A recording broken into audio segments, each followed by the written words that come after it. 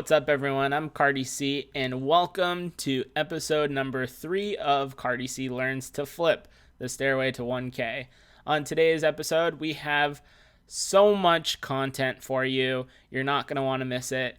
There's lots of cards that we've picked up for our inventory that I'm very excited to share. And then, of course, we do a deep dive into the data, look at the numbers, where we've been, where we're looking to go, and a little sneak peek about the Cardi C flip board. It's a cool visualization tool that I've built out, and I'm very excited to share with you guys. But without further ado, let's take a quick look at some of the cards that I sold, and then we can hop into the cards that I've picked up before we dive into the data. So I actually had a great weekend. I had a great weekend of Super Bowl sales, starting off with this Vladdy no-numbered lot. I picked this lot of 3 up from eBay, $20 a piece, $60 total. Ended up selling them on eBay for $38 a piece. People are trying to get $50 for it now.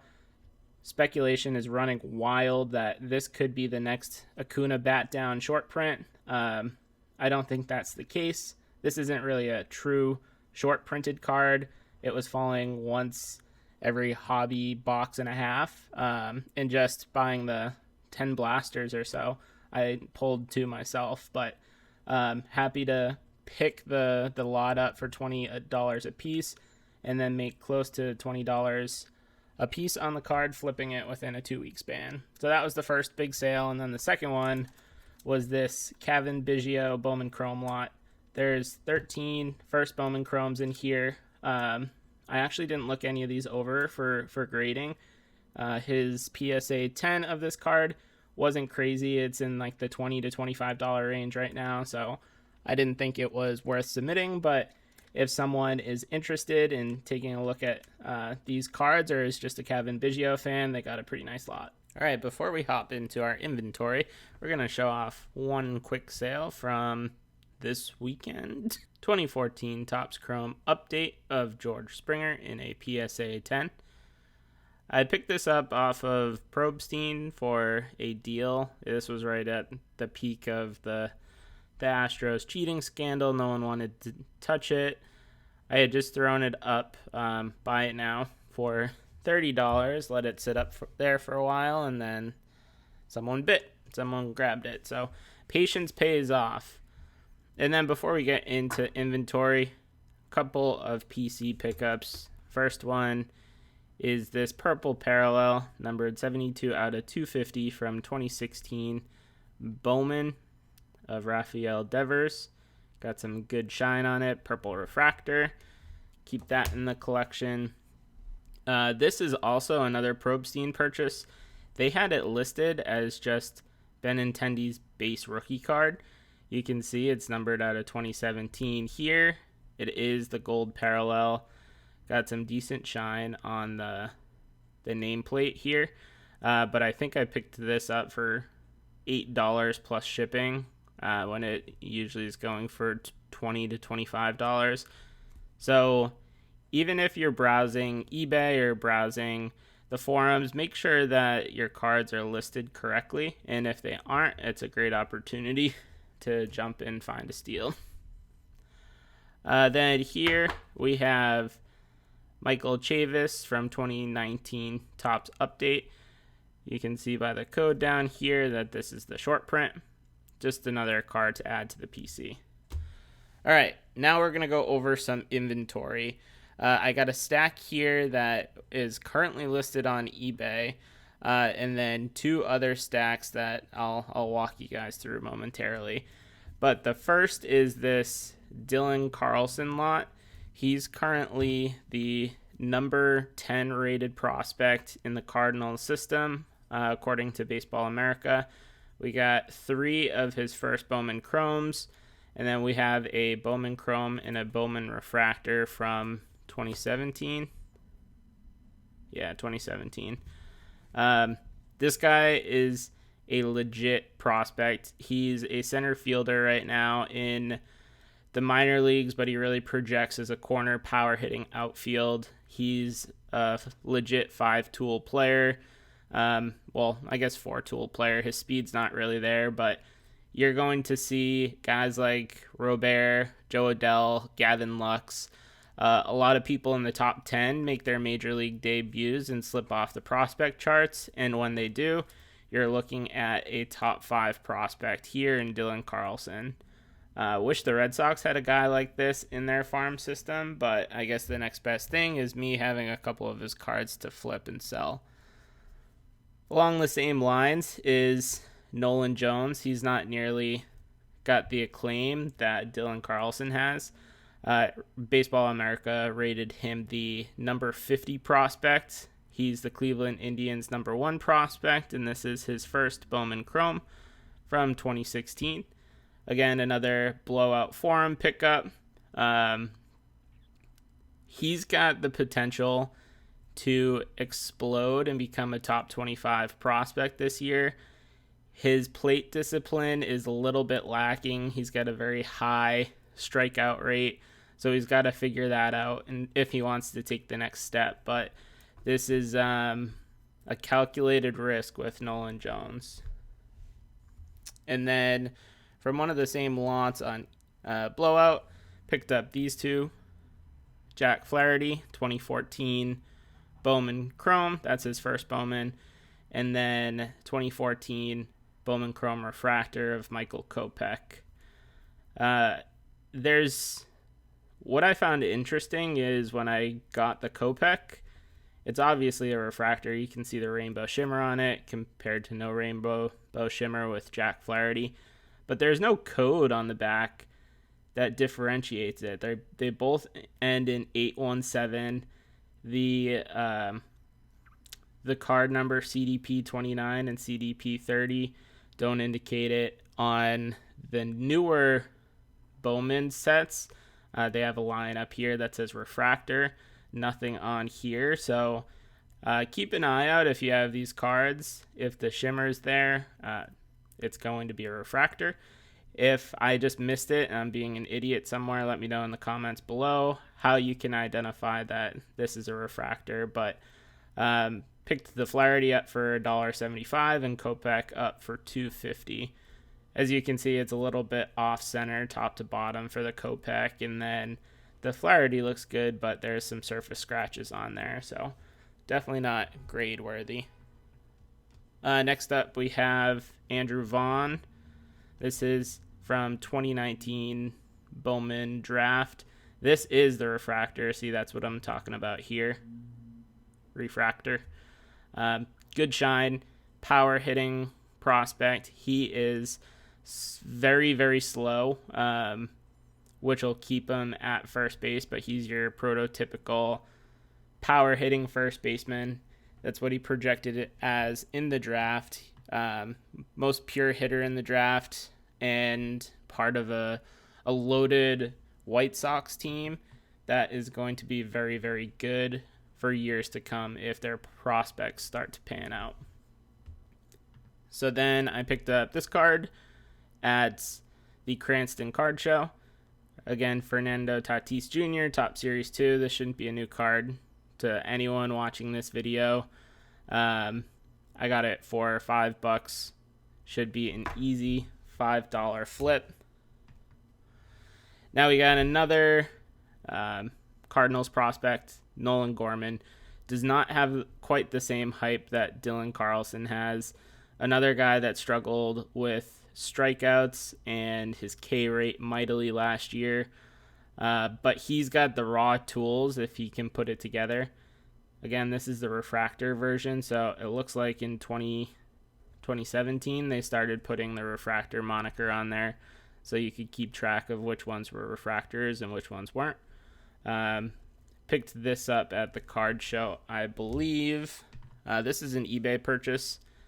Miguel Andujar, 2018 Top Series 1, numbered out of 2018. This is the gold parallel, obviously. Everyone's sleeping on Andujar. I know he's an older guy.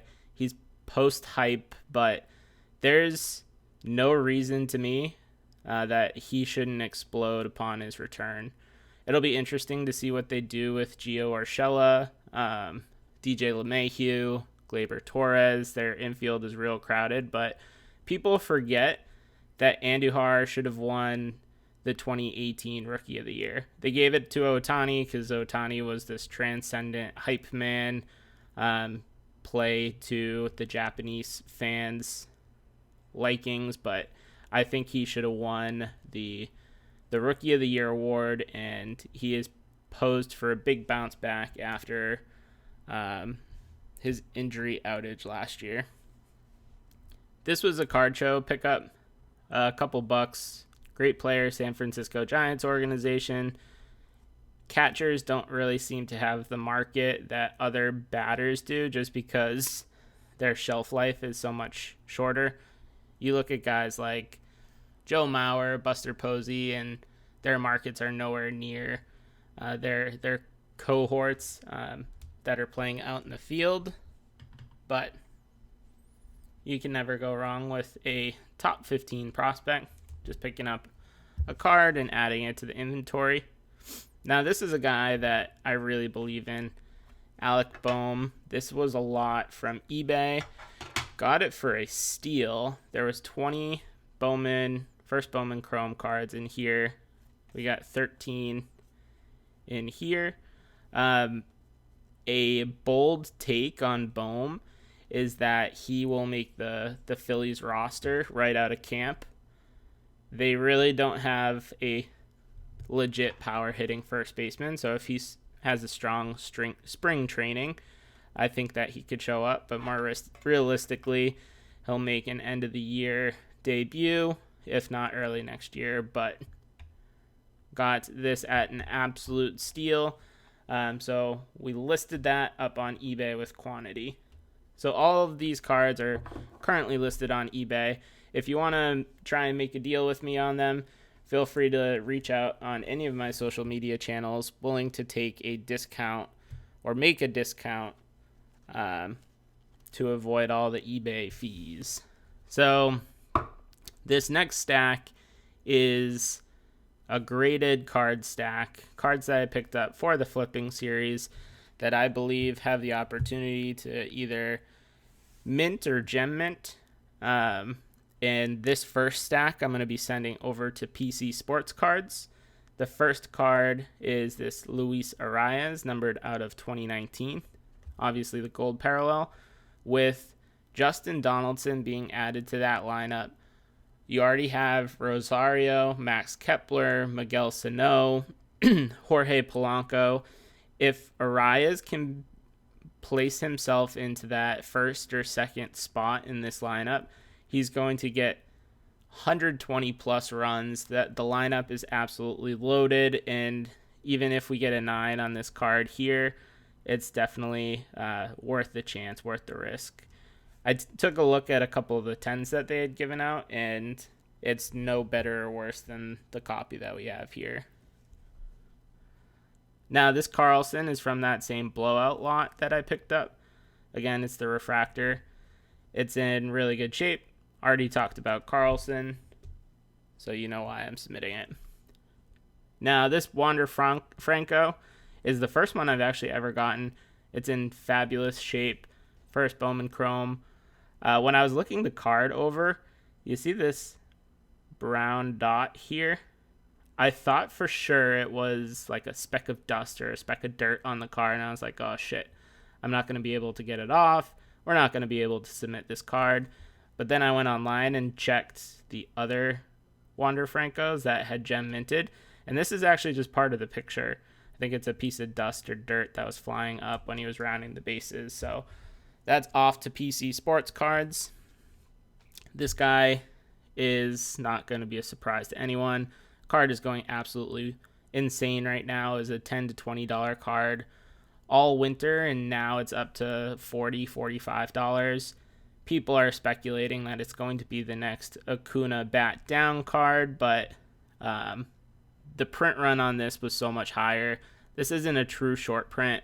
It was falling one every hobby box and a half, whereas the Acuna was like one every hobby case. So you're going to see the pop report go crazy on this for PSA, but it's still worth sending in to see what we can get. A 9 or a 10 will hold value on what we picked it up for. Another Topps Series 2 pickup from 2019, Fernando Tatis Jr. I've probably had 15 to 20 copies of this card come through my hands, and every single time I find some type of defect with it. Corner up here is a little white. Corner up there looks all right. This will probably get a 9. Hoping for a 10, but it's crazy the quality issues that were coming out of Topps Series 2. I'd be interested to see what the pop report is. Now we got another top 10 prospect, J-Rod, Julio Rodriguez. This is just his first Bowman Chrome from 2019. More of a speculative grade. I'm not sure what his timeline is to the majors, but easily a $20, $30 card if it were to gem mint. Fernando Tatis Jr., first Bowman from 2016 Bowman Chrome. Nothing too crazy here. Picked it up for $20 at the Cranston Card Show. The back looks pretty clean. Front looks pretty clean. There was a nasty fingerprint over in the corner here where we were able to just clean that off. So we'll submit it. I think it's probably a 9 based on the centering, but still, again, 9 will hold value. Now this card I had gone back and forth on a lot. If you remember watching any of my previous videos, I had purchased this from someone that had no feedback on eBay, and I was nervous that I wasn't going to get the card at all. It came in one piece. It came secured, but it's a $90 to $100 card raw. If you get it in a 9, it just stabilizes that value. You're still talking $90 to $100, but you're talking about maybe a $200 or $300 card in the middle of the season if it were to gem mint. The corners aren't perfect, but this is a very condition-sensitive parallel. So I figured, what the hell? I'll give it a run, submit it to PC Sports Cards, and then see where we end up. So that's the stack for PC, but we got some more cards that I'm going to send off to grading. This is a stack that I'm less concerned about getting back quickly. So I'm actually going to send this off to Dustin Bellinger for his February group submission. This first one, this will actually be for the PC, but Yordan Alvarez, this is his true rookie from 2020 Topps Series 1. Nothing crazy there. And you guys saw earlier how I was talking about the Alec Bohm cards that I had picked up from eBay. I actually went through each one, took a look over them, and tried to identify the best looking ones. And there were actually 7 that were in excellent condition. This card's selling for like $25, $30 right now. If he makes his debut towards the end of the season, I can easily see a gem mint copy of this selling for $35, $40. And I picked up 20 for $12, $16 plus shipping. Well, $16 shipping included. If you're talking 1, 2, 3, 4, 5, 6, 7 cards, plus your $16 investment is $86. But if these all gem, that's $210 that I'm looking to recover from this. So fingers crossed that Bohm pans out and nothing crazy happens during the season. He doesn't get hurt. But that's the risk we're willing to take. Then we have another Dylan Carlson. This is just his regular Topps Chrome, not the refractor version. Talked enough about him today. And then we got a couple key booms. 2016 Bowman Chrome. As you can see, this 2016 Bowman Chrome is definitely the set that I've started to get the most comfortable with. Keyboom has been very, very good to me in terms of the stuff that I've sold lately. Then we got a couple Nolan Jones cards. First Bowman that we're sending off to Dustin. And then wrap it up with the 2013 Topps Update Christian Yelich. Looking to get the blue one back a little bit quicker, but for the base version, I feel pretty comfortable waiting until August or September when this submission is supposed to get back. Now, before we hop into the spreadsheet, I am very excited to show and reveal the Cardi C flip board. So here we go. We have all this great information that was visualized based on the data underlying all the Cardi C flip transactions. So this might look complicated, it might look very high tech, but any of you can put something like this together. This was built using Microsoft's Power BI, which is a free application for personal users. You have to pay if you're looking to publish your dashboards and publish it to a business account or a website, but for personal users, it's free to download. There's a lot of cool functionality and visualization that you can use with Power BI, but let's hit on a couple of the things that we built out first. We got our logo front and center. We have our profit tracking towards our goal. So through a month and a few days, we have $116 of total profit, well on our way to our year-to-date goal of $800 profit. We have sources for card purchases. We got things that we've bought on eBay, blowout, picked up at different card shows in our LCS. And what's cool about Power BI is that all this data is interactive. So if I click on eBay, the charts that are pulling from the costs tab of the spreadsheet will automatically update. So all the players down here are players that I've picked up from eBay. It shows the different brands and then updates the average card cost. If we click on blowout, again, same thing, Bowman draft, and then you have the players that I've picked up through the forum transactions. Over here, we just have average sale price of each individual card that I sell, or each transaction, versus an average card cost of $8. So that's a healthy $14 profit margin. And then up here, we have a running total of our sales and profits. The bold line, the hard line here as our profit, and then the checkered line is our trend. So we're trending towards $150. We're doing pretty well. You'll see the big spikes from sales and then the big dips from purchases.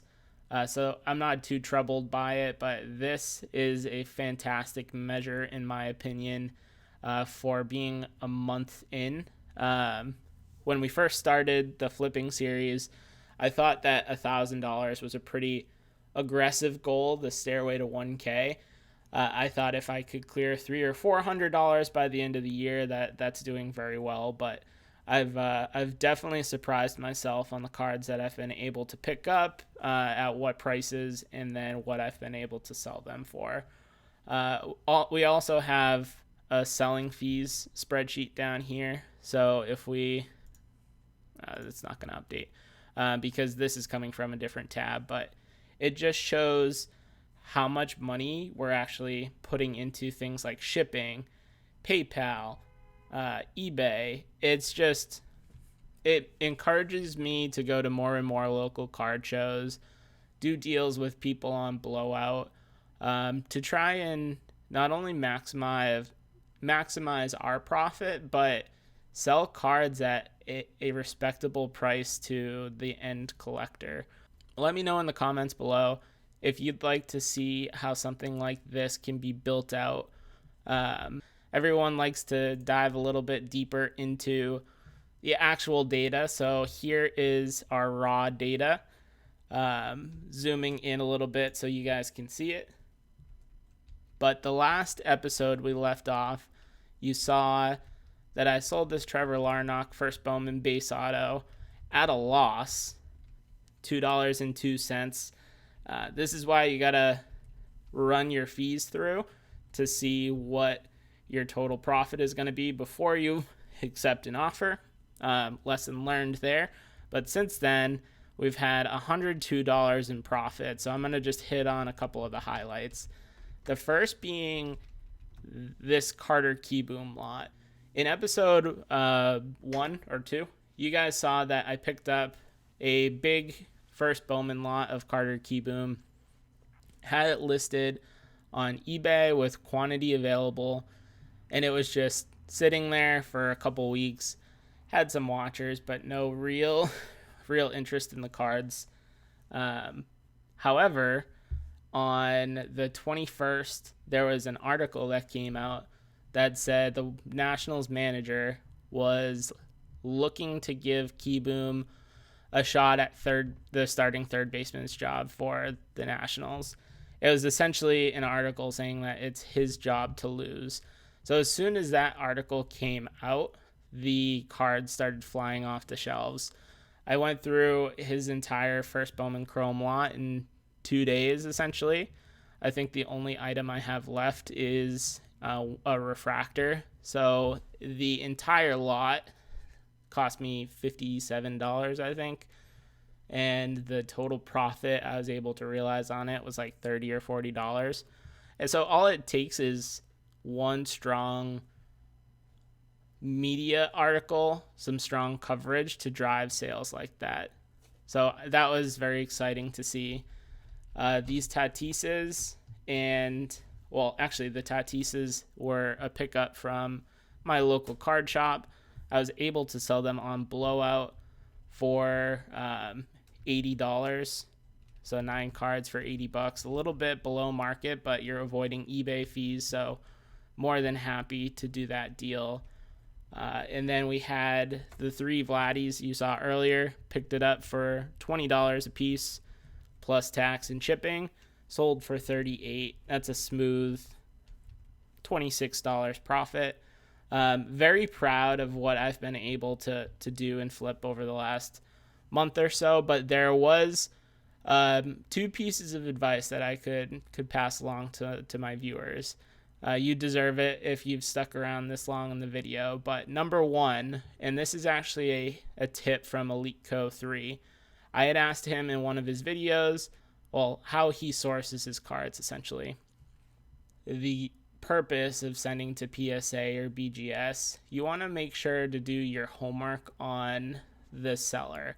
If it's someone with very little feedback on their eBay, or if you're on Blowout, their iTrader profile, it's probably unlikely that they're submitting cards to PSA or BGS themselves. So they're going to be less willing or less likely to have picked up a jeweler's loop, looked at the corners, looked at the surface, and you're going to be getting cards that, well, it's likely you're going to be getting cards that are in better condition and better shape. Then, if you were buying from someone who picks up cards for the sole purpose, like EliteCo, and sells those cards raw because they know it's not going to grade out well. So that's tip number 1. So my second piece of advice is just to know the cards that you're looking to pick up, stick to a niche, and really try and learn what the market is for those cards. You saw that I picked a bunch of stuff up from Blowout. There's actually another sort of prospect hitters lot on the way. I have the Tap-A-Talk app downloaded on my phone, and I follow the baseball card market sales. So a couple times a day, I'll just pop that open to see if there's anything good. And if someone's selling the cards that I'm looking to pick up for the flipping series, at a decent price, I'll jump on it very quickly. But if you're only checking it at the end of the night and then you have to go back and do some pricing research before you're willing to commit or claim a lot. It's very unlikely that that lot's still going to be there for you. You need to be decisive and you need to jump as soon as you can. But that's the data. I've been very delinquent in updating the Google Doc, but before I upload this video, I'll make sure to upload it. So if you're interested, you can poke around and see all the good sales that we've made, all the cards that we've picked up, and see if it aligns with anything that you guys are trying to do. So that's it, episode number 3 of Cardi C Learns to Flip. We are a month and a couple days in. We've captured $116 worth of profit, but we can't take our foot off the gas now. We got to keep the momentum going. It's just going to get harder and harder to find cards at decent prices with baseball season coming up. So I'm going to do my best to keep the content flowing for you guys. I'm Cardi C, the baseball card collector. Out.